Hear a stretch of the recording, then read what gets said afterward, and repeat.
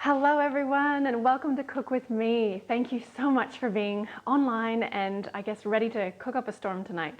So while everyone's just getting a chance to log in and maybe you're still running about your kitchen, getting things out and getting them organized, I just wanted to say, hey, how's it going? And I really want to hear from you guys. I want to hear what you want to cook. So even if you don't type it in just yet, or even if you have to send me an email or another message on the Facebook community group anywhere you can, that would be really greatly appreciated, because I want to know what you want to cook and I want to know what's on your mind about what kind of, I guess, food learnings would you like to have. So tonight we're going to be focusing on fried rice, and I know nowadays the word fried has a bit of a bad connotation. So what I want to show you tonight is how to do fried in the healthiest way possible. And as a matter of fact, frying something the way we're going to fry the rice, done in this way, is actually a much healthier way to preserve a lot of the nutrients in food, because it's done really quickly and we're not actually overcooking or overboiling or overblanching a food and letting all those nutrients slip away into the water or the steam. By actually doing it at this kind of high temperature fry, we are going to be locking in some of the nutrients, and also just being a little bit more aware that we don't need copious amounts of oil and we need to use the right oils. So as soon as we're using, I guess, an incorrect oil, we're going to be creating trans fats and things like that. So anyway, so we're going to be doing the 5-spice fried rice. Now that being said, if you prefer more of an Indian flavor rather than more of an Asian-esque flavor or a Chinese flavor, you could go and you could be using curry powder tonight instead of 5-spice powder. So those are some options that you've got just for a nice and easy tweak if you want to customize that for your family's liking. And as far as it being a complete meal, I get a lot of questions about whether or not it's, okay to just have fried rice for dinner. And my answer to that is, if you're making fried rice in the way that I'm going to show you, which is maybe a little bit, not contradictory, but very different to how traditional fried rice may be done, then in that sense, yes, it is a meal. So for me, it's about the vegetable focus. How can we get your meal to be more excitingly vegetable based? How can we sneak more of those veggies in so that when you're eating the thing that, especially kids enjoy most, which is probably the carby rice element, we can still be then sneaking in all this other benefit to them. All right, so give me a little thumbs up. Let me know how you are going this evening. If you just rushed in the door and you're still catching up, let me know. Or if you're in the kitchen tonight with someone, please, I'd like to hear about that. Especially when we've got little ones in the kitchen, please let me know, because I can maybe do a little bit of, I guess, more letting you know how to work with kids in the kitchen in some cases. Tonight's going to be a lot of little chopping, so depending on their age group, maybe lesser or so applicable for that, and then we're frying at high heat. But that being said, there's always something we can get them involved with in the kitchen, and that's the best way to get them excited about food in the long term. Okay, so 5-spice fried rice. We are going to dig straight in here, and we're going to start with the sauce. So I just want to explain quickly how we're going to put this together. If you haven't already had a chance to cook your rice, I want you to do that. And the only disadvantage, if you haven't done it already, is that your fried rice is not necessarily going to taste or have the texture that you would expect from, say, a restaurant or from a takeaway fried rice. So the reason why that has the texture that does is because they have pre-cooked the rice, it's been fully chilled in the fridge, and then they have thrown it into the hot frying pan, and that's what makes the difference in the texture. So if you're making your rice fresh now, that's okay, but you will have a slightly mushier texture to your fried rice when we're done. Because if you're using the fresh rice that hasn't had a chance to be chilled, you're going to get a slightly softer, stickier texture with your fried rice, but all good. So what I did last night after I cooked the rice, you can see I can practically tip it upside down because now it's had a chance to kind of congeal. But I just laid it out into this tray because it creates a better texture in the rice if you can let the steam get away from it faster. And you do want this kind of dry, sort of crusty topping on it, believe it or not, to create a better fried rice. So that's just one little trick. Once you're done cooking it, is to spread it out in a pan. I just covered it with a clean tea towel and put that in the fridge so that it could steam out and the steam could escape a lot faster. If we'd have covered it with plastic wrap, we would have locked in all that extra moisture and we'll end up with a slightly mushier rice. So that little key tip is worth a lot of money or a lot of value in terms of your future of fried rice cooking. That's the trick to fried rice. Okay, so with our cold rice, we're gonna add that in at the end, but we do need to have that step done first. So like I said, if you haven't had a chance to get that cooking yet, then please get that on straight away. I have got the instructions really clear on how to cook rice via the absorption method. I get a lot of people that say, oh, it's just easier to throw it in the rice cooker. And I get that, but at the same time, it's not any harder to learn how to do it on the stovetop via the absorption method, which is just putting in the exact right amount of water for the rice that you've used. That's called the absorption method. And the problem with most rice cookers is I have yet to find one that's made out of stainless steel or anything but a non-stick coated surface. So that's my main issue with rice cookers. And then most of the time they get crusty down the bottom, so you get in there and you scratch it and you end up with a really scratched up non-stick coating, which is in your food and therefore in your body. So that's my beef with rice cookers. And I just wanted to show you how easy it is to make rice in this absorption method, just if you follow those instructions. Okay, so rice is done. Now there's 2 more steps to making a fried rice dish. In this case, I'm going to try to simplify it for you because we can get a lot more complicated if you want. This is how we do it, nice and easy for the middle of the week, dinner time, rushing home from work.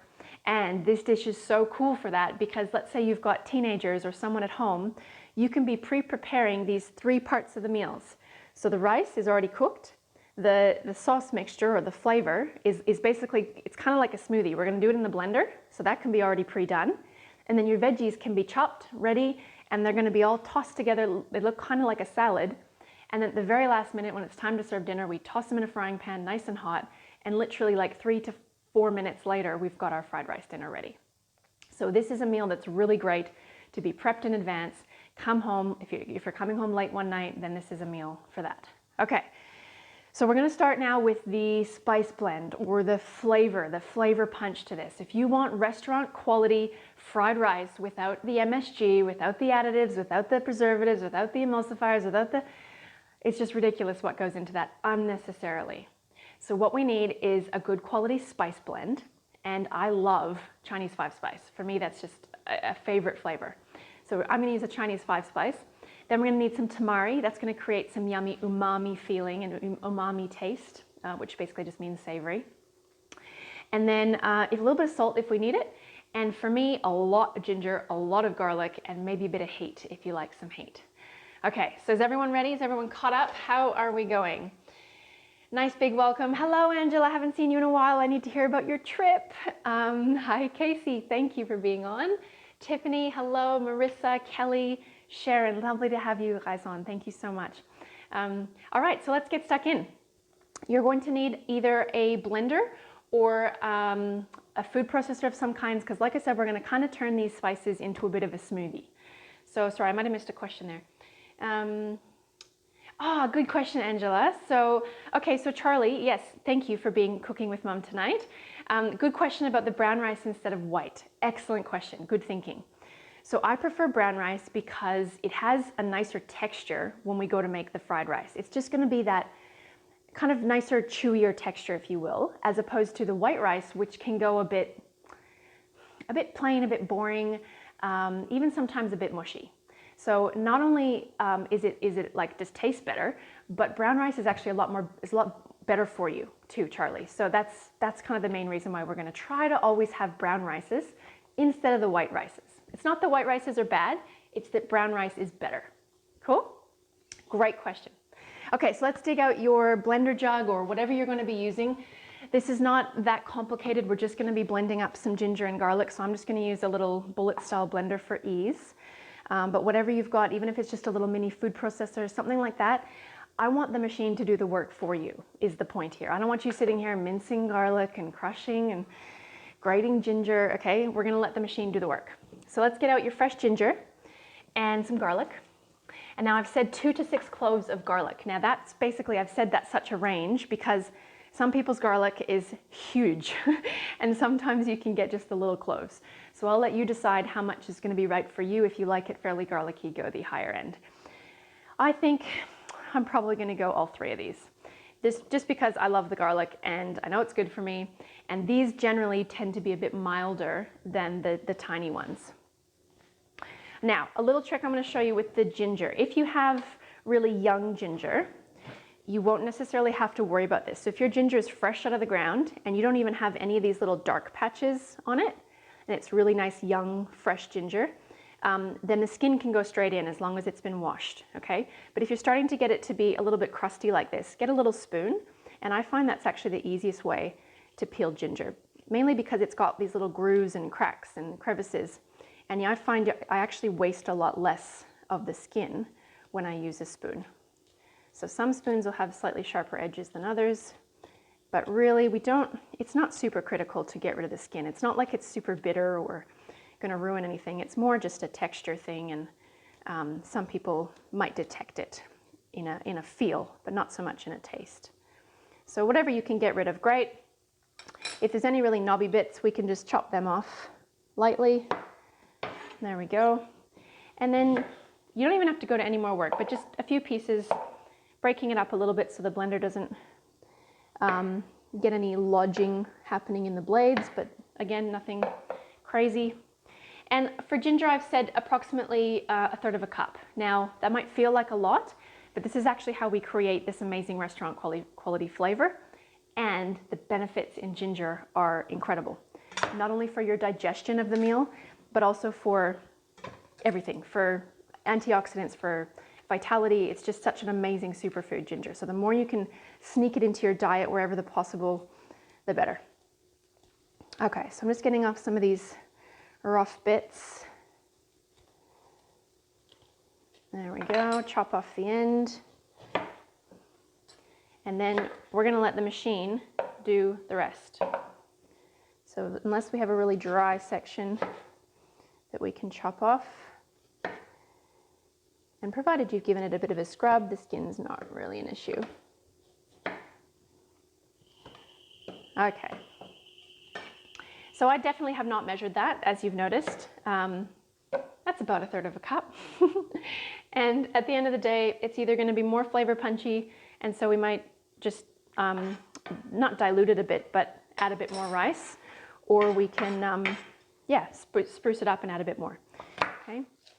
So at the end of the day, the recipe is just a guide, and I want you to do what's right for your palate, provided you're not using packaged foods to do that.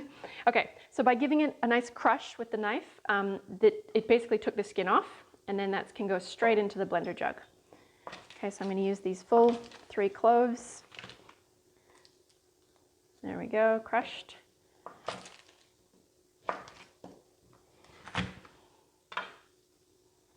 And there's our garlic. So instead of messing around, like I said before, with a grater and then a garlic press, this will save you a lot of dishes actually, to have it like this. Okay, now chilies. Who's being brave? Who's gonna do some heat? Green chilies are less spicy in general than red. I'm sure there's exceptions to that rule, but just wanna make sure that when you're cutting chilies, we don't touch the cut surface, because that's where the oils are that are gonna burn your eyes if you touch anything else after. So I'll just show you a little trick. It's kind of like if you were to chop a steak, you'd have a knife and a fork and you'd do it like that. So, but instead we're gonna do it with 2 spoons. So I like to just grab a hold of it one end with the spoon and then scrape the seeds out with the other spoon. And then that way my fingers are not touching the chili. Okay? So if you are gonna use some heat, that's a little trick. You just have to be careful not to chop off the end. So sometimes this one's pretty fresh. I literally just picked this a couple minutes ago from my garden. So if they're not super fresh, they should be more forgiving, but still easy to do it that way. There's nothing worse than accidentally touching your eye later on and remembering that you had been previously chopping chilies. So it doesn't go away very easily. If that does happen, if you get like skin burn or something from it, you need to use oil to absorb that heat. All right, so let's get that off the cutting board. There's our chilies. I meant to say too, now if you're using chilies and you don't know how hot they are, one way to test it is test it at the tip of the chili first. So not the end that had the stem, that's the hottest end of the pepper, or the chili. So when you test it to see how it is, just take off a tiny little bit of the very tip first, and if that's okay, then maybe work your way up a little bit to see how hot it is at the tip. and then you'll know how much to put in. I've already tested that plant in my garden. I know that I can include 2 of them here, but please test your chilies before you ruin your dish.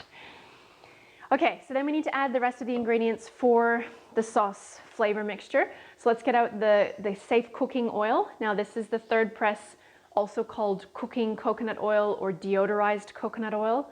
I've given you a note on the recipe about that. And let's get your tamari and your Chinese five spice powder. Okay, and some sesame oil if you'd like to include that. And in this case, I'm talking about the toasted sesame oil, not the natural scentless sesame oil. So we want the flavor punch. We want the toasted variety. Okay, now when it comes to tamari, we're going to use about a tablespoon and a half. So we can eyeball the half.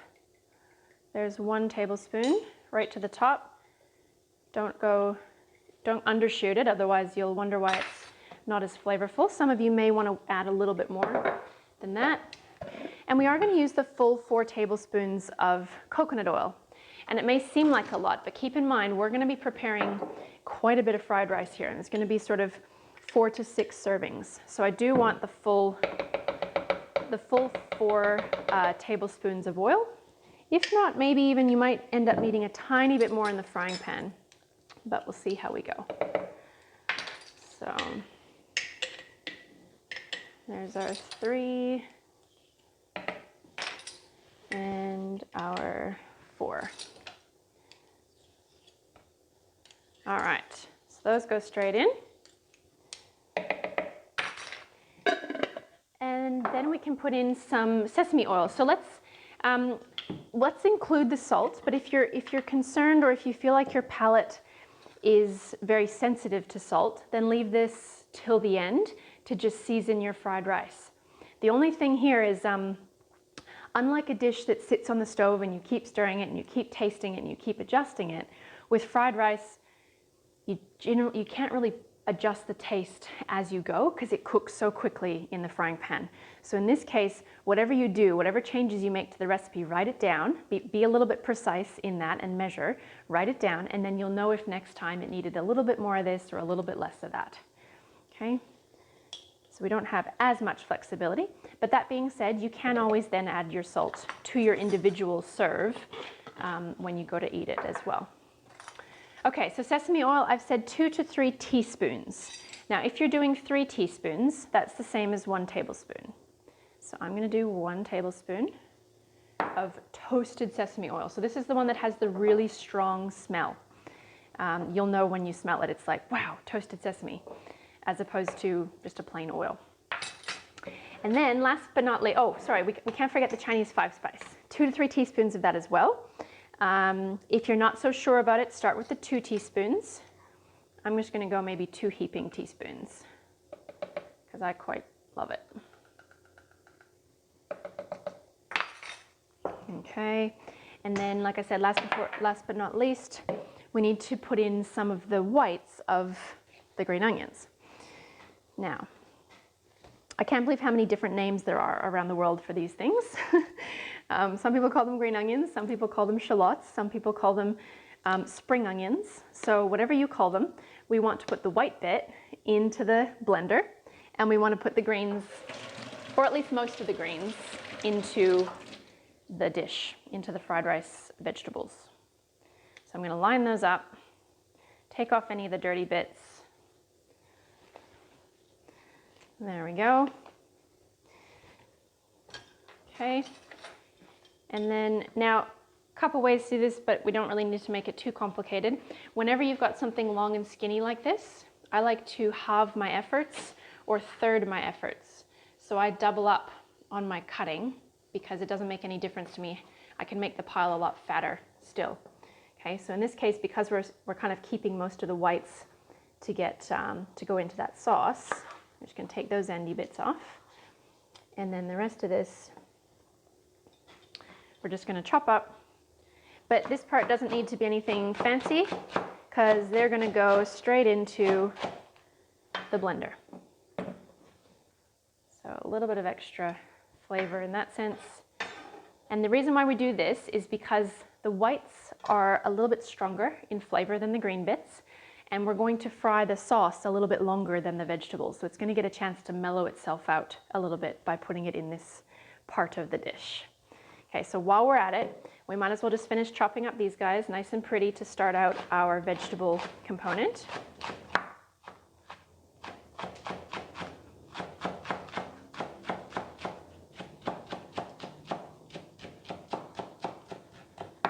Okay, so some nice little rounds of that. Okay, let's get this blending up. So nothing complicated, just blend it up. If it needs a little bit of help, you might have to take it and scrape it down partway through. You could add a little bit of water, but not too much, because we don't want to steam our vegetables or steam the rice when we go to cook it in the frying pan. We just want to let them fry off. So we'll see how this guy goes.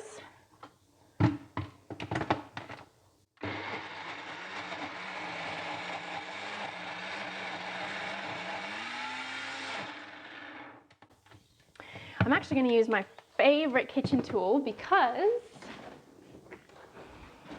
thank you, Angela, this is like my favorite possible kitchen little utensil. I thought it was a little bit gimmicky in the beginning, but this sapoon, I know it's a funny name, but it's called a sapoon from Dream Farm, for those of you that haven't got it already. It's amazing. Oh my gosh, you just waste so much less and it gets into places. So it's like my little spatula. It's like a silicone spatula for these kinds of things. So I just want to scrape it down, make sure we get those rest of those chunky bits to blend in. I'm pretty sure if we just let this keep going and give it another try, it'll suck all those bits into the blades.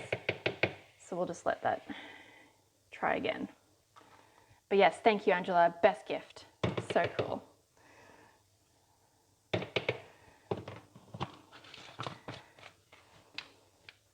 Okay.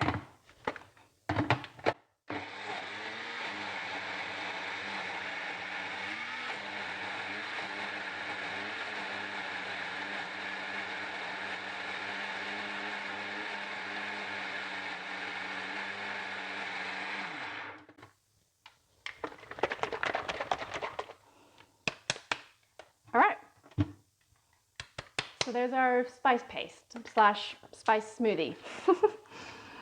And again, this is something that we'll keep in the fridge for probably, I'd say at least a week, well, probably a week. And that way then you can have stir fries maybe a couple of times a week, but you don't always have to have the same thing. So one night it could be fried rice, and then later in the week it could be sort of a normal stir fry with, you know, whatever you like having your stir fries with, whether it's meat or noodles or whatever you're having. So let's not waste anything, and that's why I love this thing, because it gets under the blades and there's no waste. It's like the perfect little spatula. And Dream Farm, I believe, is a Brisbane-based company, which is kind of cool. They make really cool design. I could be wrong on that one. All right, so there's our spice mix. We're gonna leave that aside until all of the vegetables are ready, but otherwise this is quite a quick meal. So that's ready to go. Let's chop up the veggies. So if you haven't already got out the carrots, the zucchini, we want to use maybe some green beans or yellow beans if you've got them, maybe some frozen peas. That's probably my favorite ingredient, actually. Didn't used to be, but it is. Let's kind of save ourselves some effort and get yourself your nice big cleaning bowl, your rinsing bowl to wash the veggies in. And when we're done washing the veggies, then this can serve as our little tossing bowl before we get everything frying up.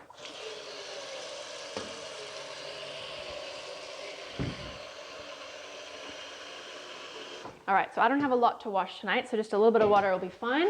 And then a little bit of apple cider vinegar, just as a good habit to get into to wash your veggies with. So we'll get the zucchini in there, the carrots. I've got some yellow beans left over from the market, and capsicum. And we'll just give those all a little quick rinse.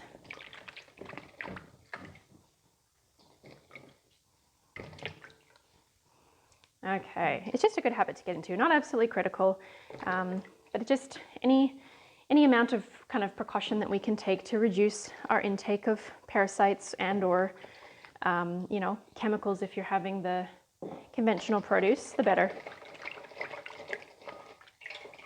And we'll rinse. Okay, so now if you want, you could save this bowl as your rinsing bucket when you're done cooking, or in this case, I'm just gonna tip that into my rinsing water, my washing water, and I'm gonna use that as my bowl to toss all my vegetables in. Okay, so we can put those green onions in straight away. And then in terms of chopping up the other veggies, think tiny little bits. So little miniature little pieces like you'd see in a fried rice that you get as a takeaway. So how can you achieve that? If you've got some mad knife skills, then that's a great option. If you want to save a little bit of time, then I'm going to actually use the mandolin just because it's so quick and easy. So you could sit here if you wanted to and give yourself some nice thin cuts lengthways, and then you'd lay those cuts flat and do some more thin cuts, and then you chop them all up into tiny little bits this way. Or if it's something that you'd think you'd use more regularly, then I would personally get a mandolin because you've probably seen me use this a lot already in Cook With Me. So we're going to just get ourselves some little pieces, hopefully all in alignment. So I'm going to drop the level of the machine. And we definitely use the safety hat when we get down.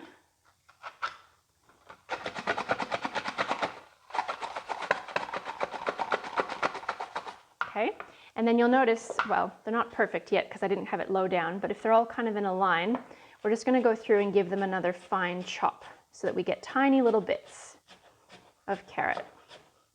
So this is going to do two things.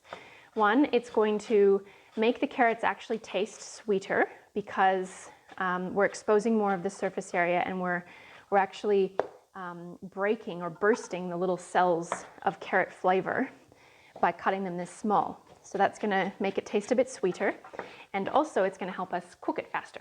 Okay, so that can go straight in. And then we can do the other.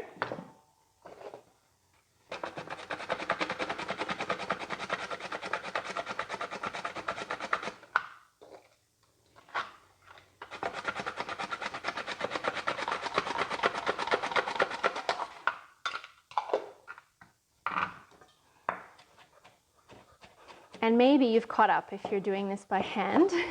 I know I called for one large carrot. I'm using two little ones. And I haven't got quite as many beans tonight, so I'm just going to put in some extra other veggies. How's everyone going? Give me a little heads up, unless you're madly sitting there chopping. I'm curious to know who's cooked fried rice before, or maybe who's never cooked fried rice before, and this is a totally new learning experience. Or maybe who's thought that you never could achieve the same flavor that they get at the takeaway shops. And maybe, hopefully, you'll be surprised at your capabilities tonight.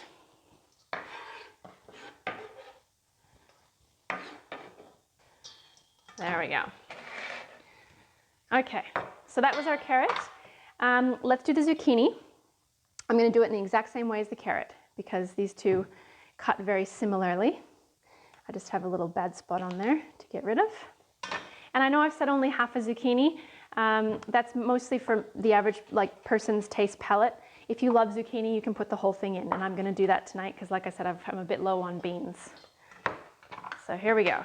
Nice and quick and easy with the right tool for the job.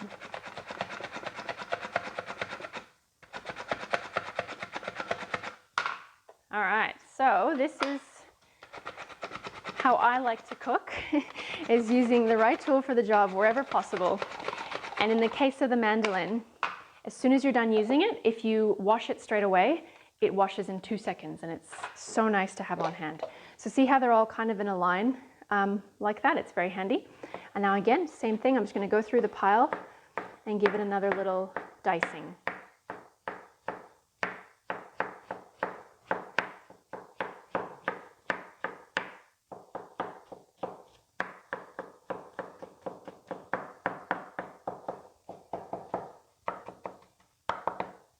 There we go. Okay, so there's our little bits of our zucchini for our fried rice. So you can see how quickly this adds up with the veggies. And in the traditional sense, when I said that I do things a little bit differently with this, what I meant is in a fried rice, it's not uncommon for them to tell you to be careful not to add too many veggies, otherwise you'll overpower the rice. I personally like to go the other way. And the rice is, for me, is just there as the nice treat, the nice special bit. But I really want to be benefiting from the nutrition I'm getting from the veggies and all the flavor that we're going to be coating it with using good quality spices. All right, let's line these guys up a little bit here. So I just use the technique of putting my knife to the edge and then just kind of pushing the beans up to the edge, just so I can get just the tips. Hopefully nothing more. Same goes this way, push them against the edge. Saves you having to sort through them, and there might be the odd outlier, but that's all right. So same goes here, we want tiny little bits. So line up the beans, and then we're just going to get nice little rounds. Doesn't have to be too thin, but just nice little rounds.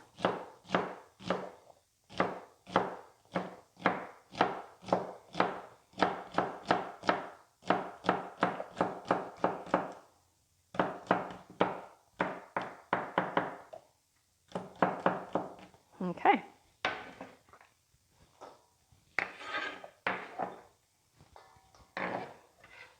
And then last for the veggies, we've got some capsicum.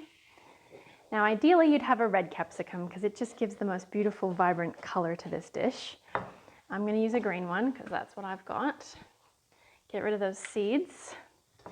And I'm just going to put half in. So I'm just going to get some nice little strips. This one you could have also gotten away with on the mandolin. But I'm just going to do it by hand here with the knife. So some thin strips and then tiny little dice, or roughly. At the end of the day, it's completely up to you and how you like your fried rice. And it's specifically about texture, actually. So whatever your texture preferences are.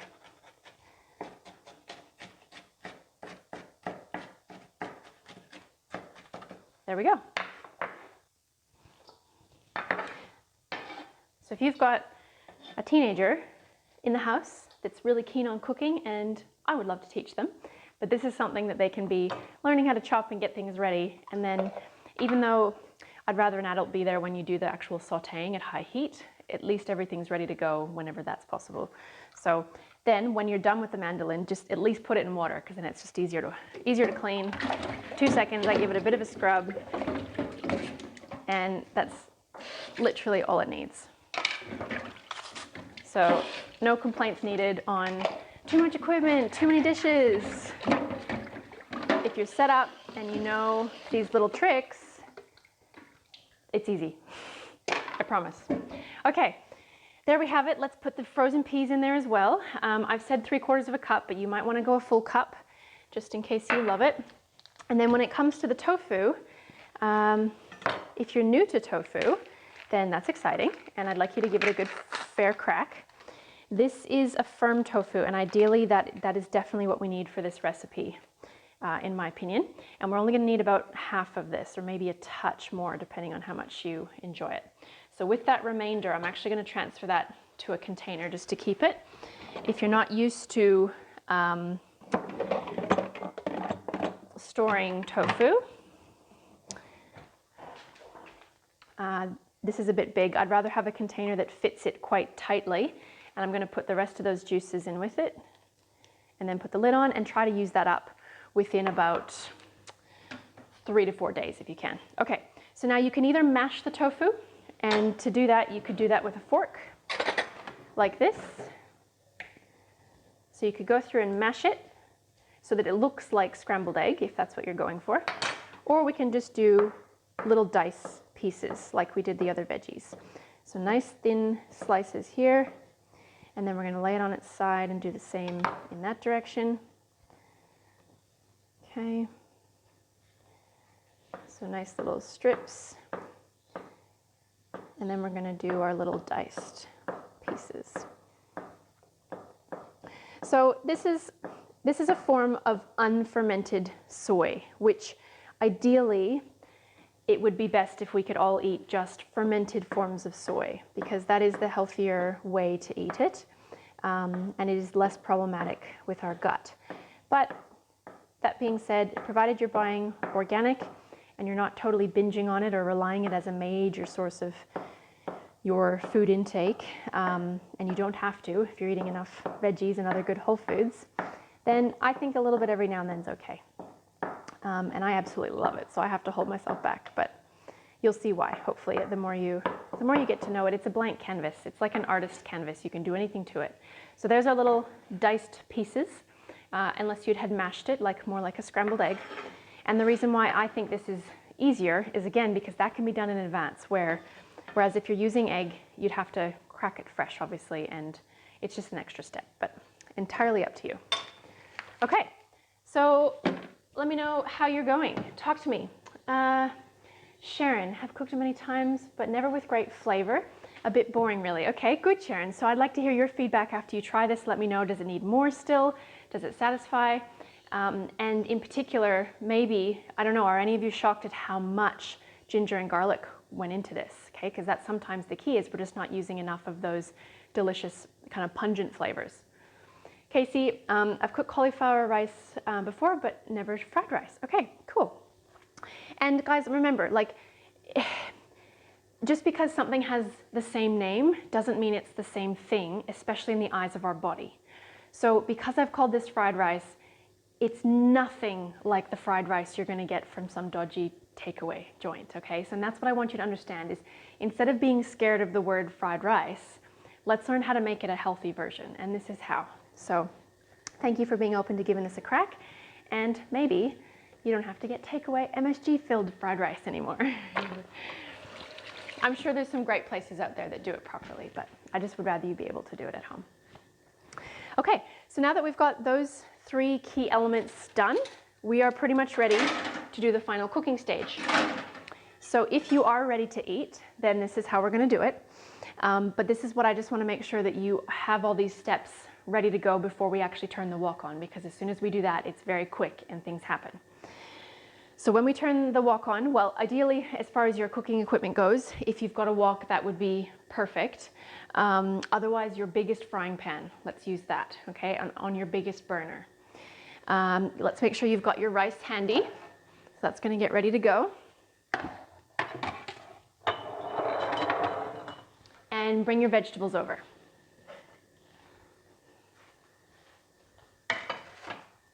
Okay. Now, one other thing you might want to have handy is a dish to put the batches of fried rice into as you cook them. Now, this dish you could initially heat up in the oven if you know you're not going to be serving it straight away, so that it's nice and keeps the heat in. But I like to have that on hand because this is going to get, I wouldn't say hectic, but if you're not used to cooking at high heat, things can burn on the pan. So it's going to, I kind of wanted the bigger dish, so I can literally just take this, hang it, and quickly scoop in all the fried rice. So that's maybe one step to get ready for.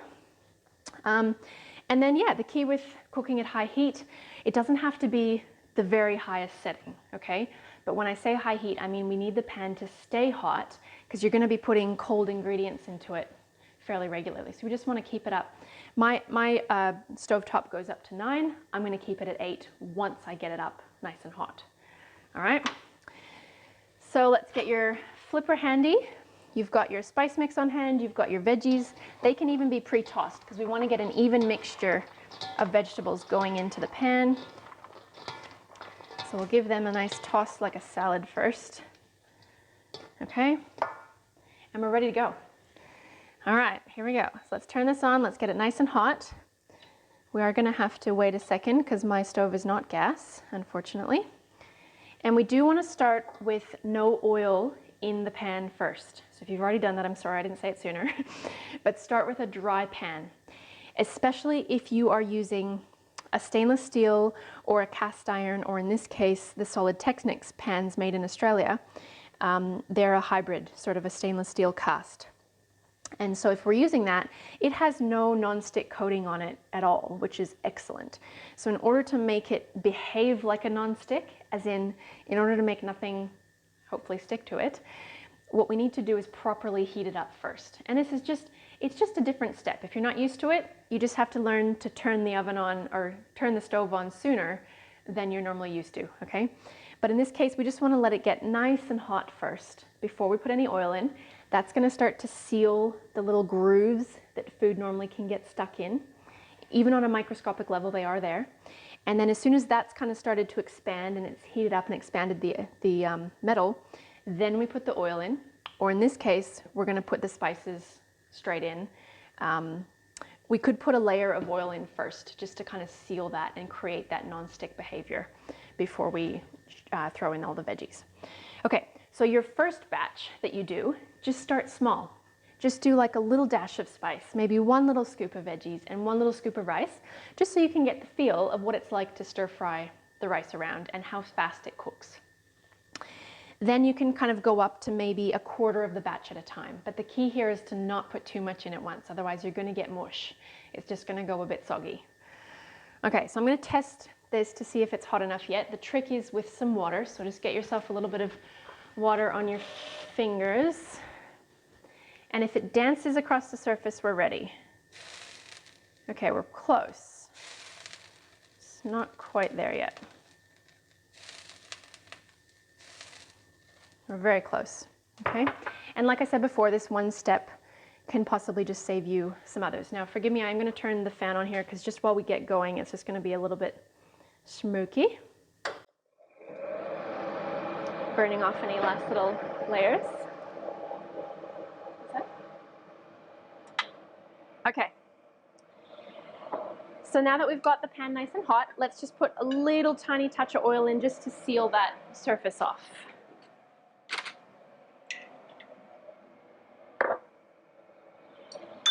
And we'll give that a quick toss. And if ever it gets too hot, just turn it down or take it off the heat. Oh, good. Okay. So we'll put a little bit of sauce in.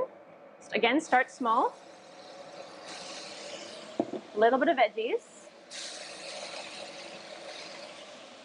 And some rice. And ideally we want to break up the rice with our hands. Okay, no more than that. And then we got to start tossing it.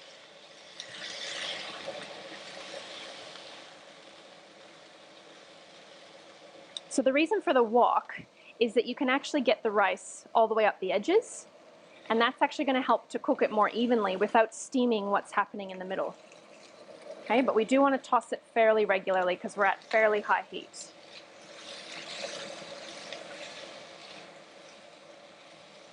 And to this amount that I've added of the rice, I probably didn't quite add enough veggies, but in that case, I'm not going to add any more just yet. I'll just add a little bit more sauce.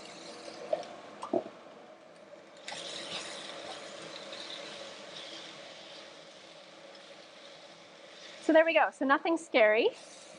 It's just that initial bit where things start getting a bit hot initially, but once you're going, it's pretty easy.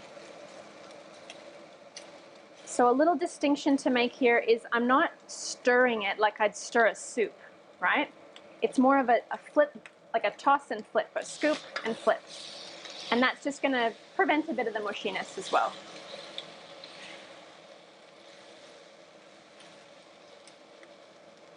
So I'm going to leave the burner on 8 from now on, just to do the rest of these batches. And the nice thing is because the rice is already cooked, we don't necessarily need to cook it here, we just need to heat it thoroughly and make sure we kind of get that nice crispy edge happening on the rice that you want. Not crispy per se, but just slightly fried off. Okay, so maybe one or two more tosses and then we're done.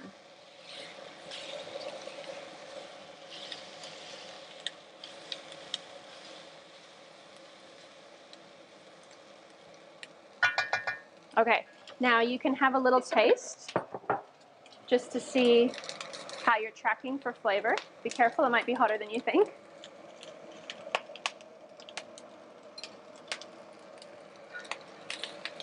And then let's scoop that out into the pan. She's got some heat, that's good.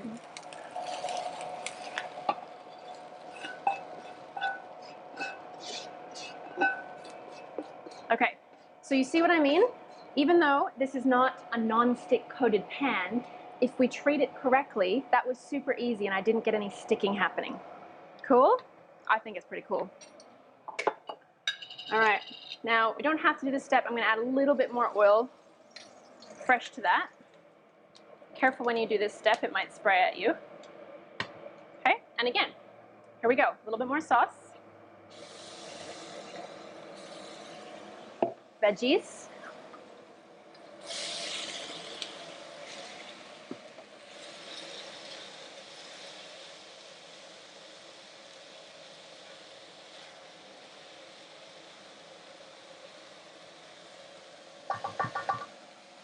And a little bit of rice. Hello, Monique. I'm so glad you're cooking with me. Thank you. Hi, Candy. Haven't seen you in ages. I hope you're well, just watching this evening.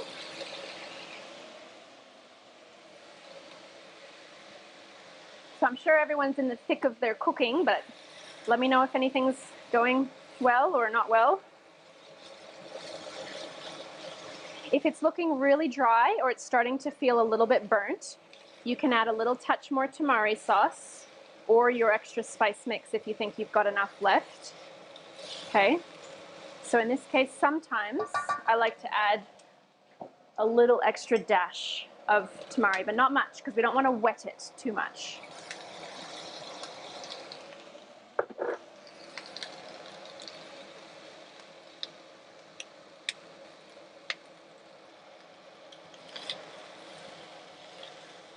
So there's your restaurant quality fried rice happening right before your eyes.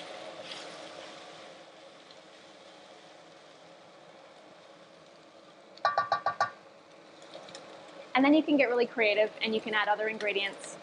Whatever you fancy is your thing for fried rice. Some people that I know just, add broccoli or whatever, any other veggies, any other things you can think of. Some people do shrimp or egg with the tofu, up to you. Okay, that batch is done too. So straight into our container.